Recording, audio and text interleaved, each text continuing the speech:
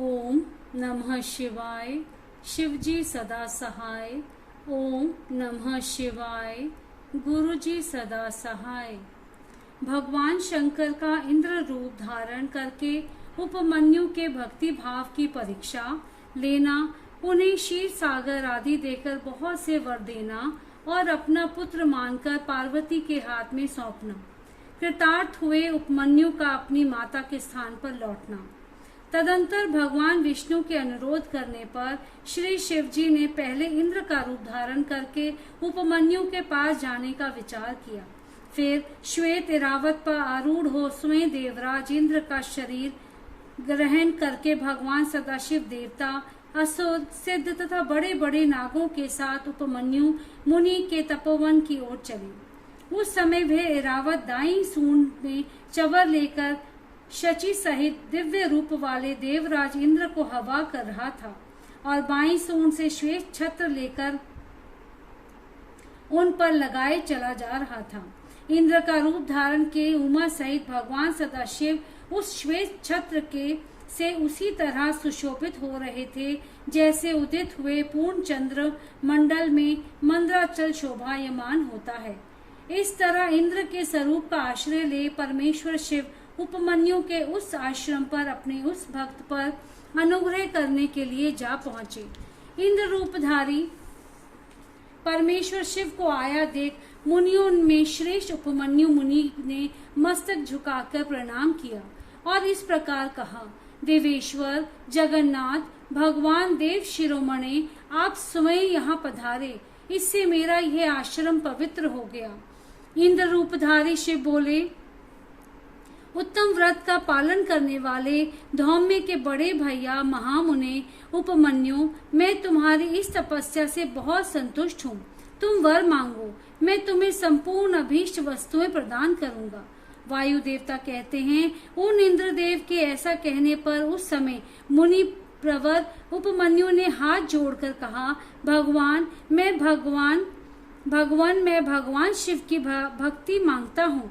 यह सुनकर इंद्र ने कहा, क्या तुम मुझे नहीं जानते? मैं समस्त देवताओं का पालक और तीनों लोकों का अधिपति इंद्र हूँ। सब देवता मुझे नमस्कार करते हैं। ब्रह्मेशे, मेरे भक्त हो जाओ, सदा मेरी ही पूजा करो, तुम्हारा कल्याण हो। मैं तुम्हें सब कुछ दूंगा।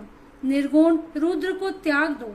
उस निर्गुण रुद्र से तुम्हारा कौन सा कार्य सिद्ध होगा, जो देवताओं की पंक्ति से बाहर होकर पिशाच भाव को प्राप्त हो गया है।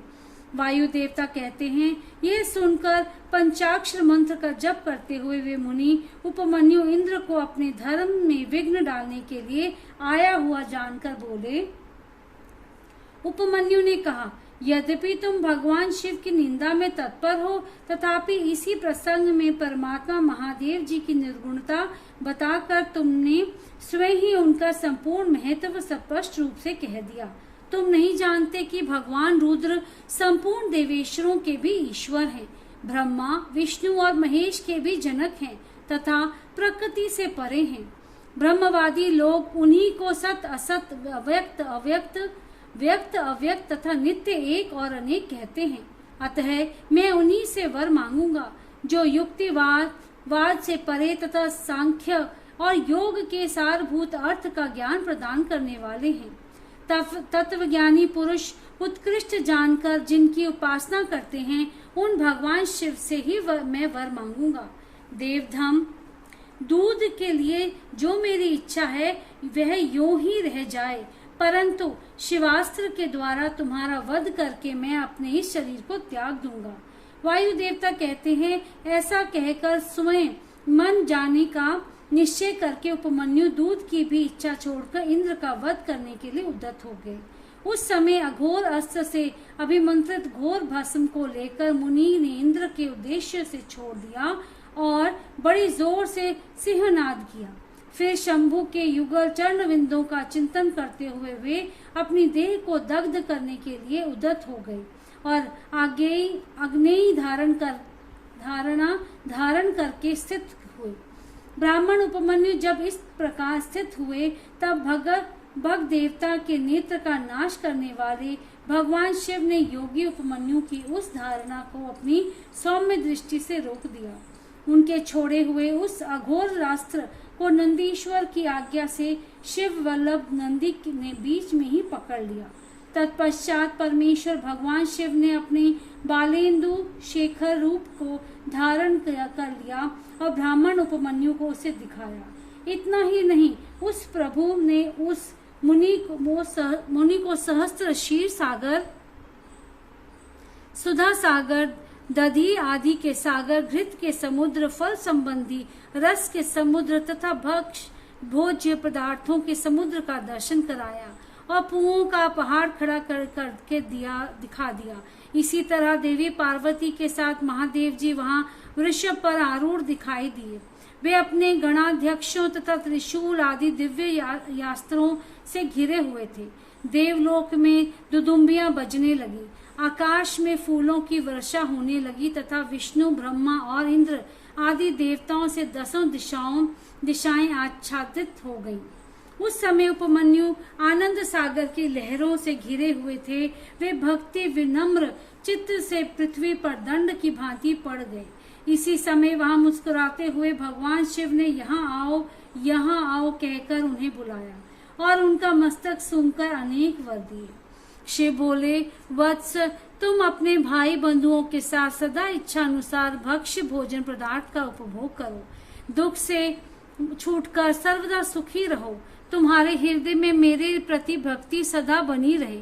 महाभाग उपमन्यु, ये पार्वती देवी तुम्हारी माता है।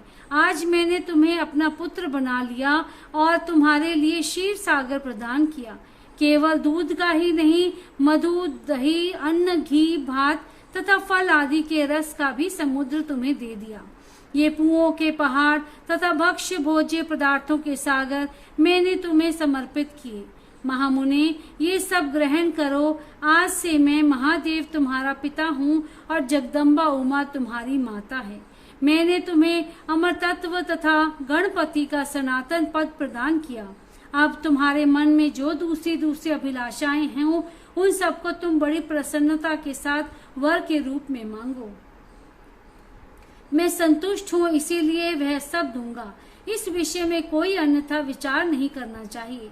वायु देवता कहते हैं, ऐसा कहकर महादेव जी ने उन्हें दोनों हाथों से पकड़कर हृदय से लगा लिया और मस्तक सूंघकर ये कहते हुए देवी की गोद में दे दिया कि यह तुम्हारा पुत्र है।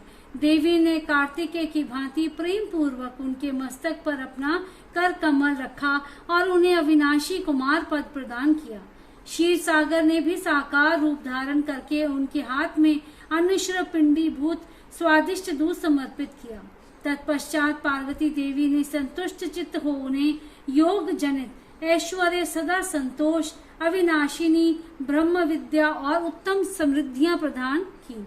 तदंतर उनके तपोमय तेज को देखकर प्रसन्न चित्त हुए शंभु ने उपमन्यु मुनि को उन्हें दिव्य वरदान दिया।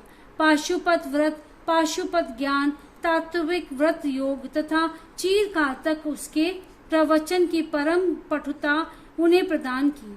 भगवान शिव और शिवा से दिव्य वर तथा नित्य कुमार तत्व पाकर वे प्रमुदित हो उठे। इसके बाद प्रसन्न चित्त हो प्रणाम करके हाथ जोड़ ब्राह्मण उपमन्यु ने देव महेश्वर से यह वर मांगा। उपमन्यु बोले, देव देवेश्वर प्रसन्न होइए, परमेश्वर प्रसन्न होइए और मुझे अपनी परम दिव्य एवं अव्यभिचारिणी भक्ति दीजिए। महादेव, मेरे जो अपने सगे संबंधी हैं उन्हें मेरी सदा श्रद्धा बनी रहे का वर दीजिए। साथ ही अपना दास तत्व, उत्कृष्ट स्नेह और नित्य सामीप्य प्रदान कीजिए। ऐसा कहकर प्रसन्न चित्त हुए द्विज श्रेष्ठ उपमन्यु ने हर्ष गदगद वाणी द्वारा महादेव जी का स्तवन किया। उपमन्यु बोले, देव महादेव, शरणागत वत्सल्य, करुणा निधो, सांब सदाशिव, आप सदा मुझ पर प्रसन्न होइए। वायु देवता कहते हैं, उनके ऐसा कहने पर सबको वर देने वाले प्रसन्नात्मा महादेव ने मुनिवर उपमन्यु को इस प्रकार उत्तर दिया। शिव बोले, वत्स उपमन्यु, मैं तुम पर संतुष्ट हूँ, इसीलिए मैंने तुम्हें सब कुछ दे दिया। ब्रह्मेश, तुम मेरे सुदृढ़ भक्त हो, क्योंकि इस विषय में मैंने तुम्हारी परीक्षा ली है। तुम अजर, अमर, दुख रहित, यशस्वी, तेजस्वी और दिव्य ज्ञान से संपन्न हो। द्विज श्रेष्ठ, तुम्हारे बंधु बांधव, कुल तथा गोत्र सदा अक्षय रहेंगे। मेरे प्रति तुम्हारी भक्ति सदा बनी रहेगी। विप्रवर,